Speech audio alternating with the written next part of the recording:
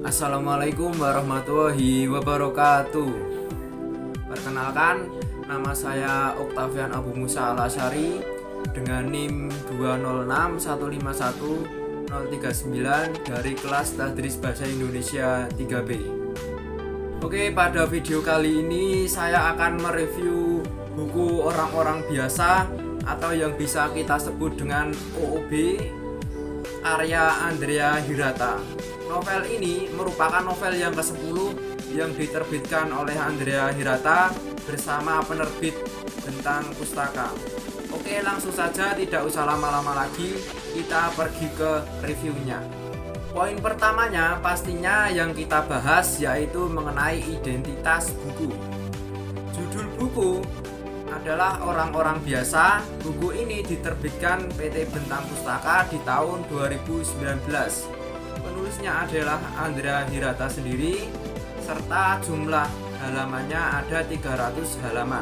Setelah kita mengetahui identitas bukunya, sekarang kita beralih ke sinopsisnya. Novel Orang-Orang Biasa ini menceritakan tentang rencana perampokan di kota Belantik. Kota Belantik sendiri merupakan kota yang bisa dikatakan naif. Alasannya sendiri karena masyarakatnya terkenal ramah dan sopan, walaupun pendidikan masyarakatnya tidak tinggi. Namun, julukan naif tersebut hilang dengan adanya kasus perampokan. Terjadi ketika pawai kemerdekaan yang dilakukan oleh sekelompok perampok.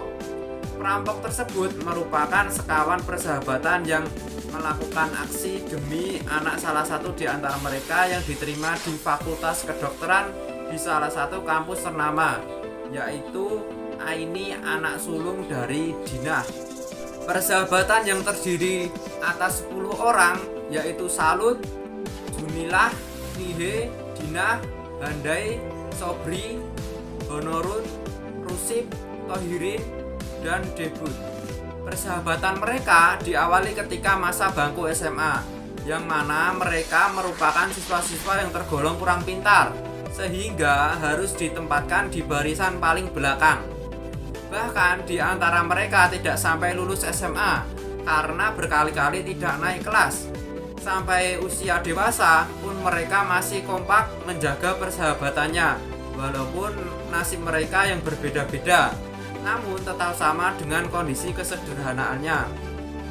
Semasa SMA mereka kerap mendapatkan perundungan dari trio Basardin dan duo Baron. Beralih pada rencana perampokan. Rencana tersebut dipelopori oleh Debut, lalu diikuti oleh yang lainnya walaupun awalnya ada keraguan di hati mereka. Debut yang idealis memimpin rencana tersebut dibantu oleh Handai yang bercita-cita sebagai motivator. Mereka dibagi atas 2 tim dan menggunakan kendaraannya yang berbeda pula. Tim 1 gagal melakukannya, sedangkan tim 2 berhasil melakukan perampokan di toko Batu Mulia dan mendapatkan uang sekitar 18 miliar. Namun, aksi tersebut justru menguak fakta baru bahwa toko Batu Mulia merupakan tempat penampungan uang korupsi, sehingga polisi berhasil mengamankan tersangkanya, yaitu trio Basardin. Di lain tempat, kuartet Mul juga berhasil ditangkap ketika melakukan aksinya. Pada akhir cerita, Aini, anak Dinah, melanjutkan pendidikan kedokteran dengan biaya yang mereka dapatkan dengan cara yang halal. Setelah kita mengetahui sinopsisnya, kita beralih ke kelebihan dari buku ini. Menurut saya, secara keseluruhan novel ini sangat menarik.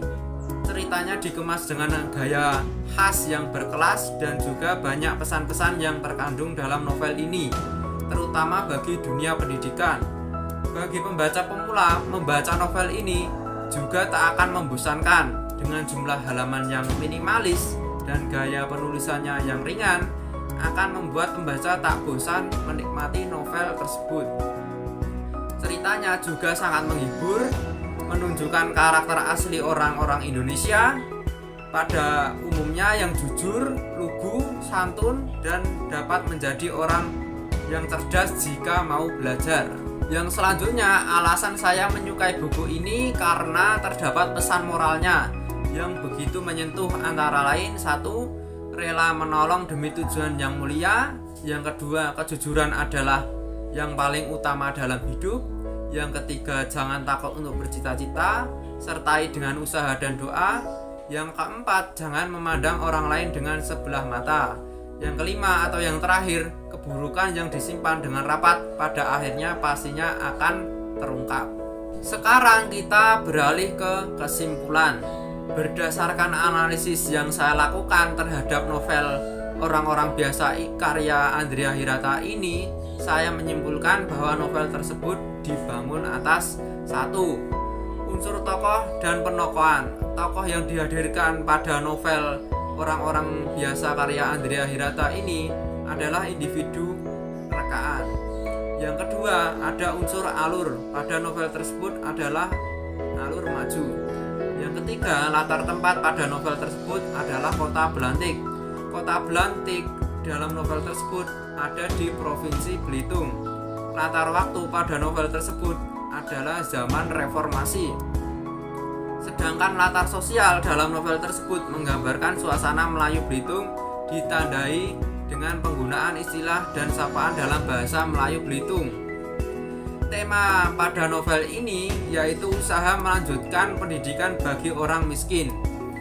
Yang kelima, judul novel menggambarkan kehidupan orang-orang pinggiran dengan pemikiran luar biasa. Yang keenam, gaya bahasa. Yang mendominasi adalah istilah bahasa asing dan majas hiperbola dan personifikasi. Yang ketujuh atau yang terakhir, unsur simbol yang terdapat pada novel tersebut terlihat pada penggunaan simbol monyet pada sampul. Poin terakhir di sini ada penilaian dari buku ini. Menurut saya novel ini memiliki nilai 90 karena novel ini layak dibaca untuk semua kalangan masyarakat. Ceritanya menghibur, mendebarkan, terkadang juga konyol namun sangat mengasihkan. Layak dibaca untuk anggota kepolisian karena syarat akan cerita seorang polisi yang kinerjanya bagus dan berdedikasi tinggi kepada negara, jujur dan anti suap. Dan juga layak untuk dibaca untuk kalangan pelajar yang tidak patah semangat dalam mengejar cita-cita. Demikian review dari novel Orang-orang Biasa karya Andrea Hirata. Kurang dan lebihnya saya mohon maaf sebesar-besarnya. Wabillahi taufiq wal hidayah. Wassalamualaikum warahmatullahi wabarakatuh.